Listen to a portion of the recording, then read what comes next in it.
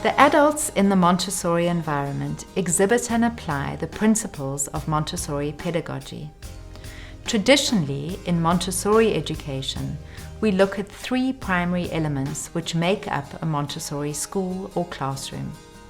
These three elements are the child, the prepared environment, and the Montessori guide. The role of a Montessori guide is very different to that of a teacher in a traditional classroom. His or her role is to be, just as the name suggests, a guide, facilitating learning through actively preparing the environment, actively engaging the child in connecting to that environment, and then becoming passive as the child takes responsibility for their own learning. The Montessori guide is the dynamic link between the child and the prepared environment. Dr. Montessori emphasized that by saying, "Our care of the child should be governed not by our desire to make him learn things, but by the endeavor always to keep burning within him that light which is called intelligence. And we do that by preparing the environment." The guide in the Montessori environment exhibits and applies the principles of Montessori education by having a disposition of respect and patience towards the child, by having the ability to balance the principle of not getting involved while at the same time not abandoning the child. We do this through a trust in Montessori principles, methodology, and pedagogy. We do this by seeing the role of the adult as primarily being that of an observer, a scientist, and an interpreter of the environment, rather than a teacher in the conventional sense. And we do all of this through guiding the child towards normalization and the different developmentally appropriate needs and practices for that plane of development. The Montessori guide helps the child to connect to the materials through presentations. The adult in a Montessori environment does not teach the child in the traditional sense.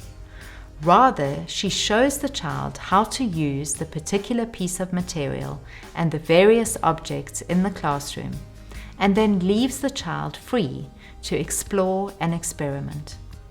This act of showing the child is called a presentation. To be effective, a presentation must be done slowly, precisely, and carefully, step by step, and with minimum use of words. Another important part of a Montessori guide's work is that of observation. Once the child has received a presentation and is left to explore and experiment, the guide becomes passive to the child, but active in observations. Active in observing how the child is engaging with the materials and the work. He becomes more of a scientist, observing, reflecting, recording, and then using this information to guide the child to the next step. Through careful observation and planning, Montessori guides remain constantly alert to the direction each child is heading and actively works to help the child succeed in those endeavors. Montessori guides respect and protect the child's independence and are supportive and encouraging without the use of rewards and punishment. Montessori guides are also responsible for protecting the child's concentration at all costs. Concentration is how learning and development takes place, and we need to protect every child who is focused and concentrated on their meaningful activity. Montessori guides facilitate effective communication and are peace educators, consistently working to teach courteous behaviors and pro-social conflict resolution skills. Montessori guides undergo specialized training, which includes a significant focus on their own spiritual preparation as human beings in order to best meet the needs of the children in their classrooms.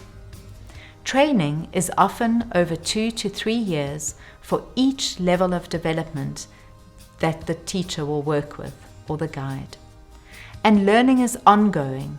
The work of understanding human development is never complete for a Montessori guide, and ongoing professional development is a necessity.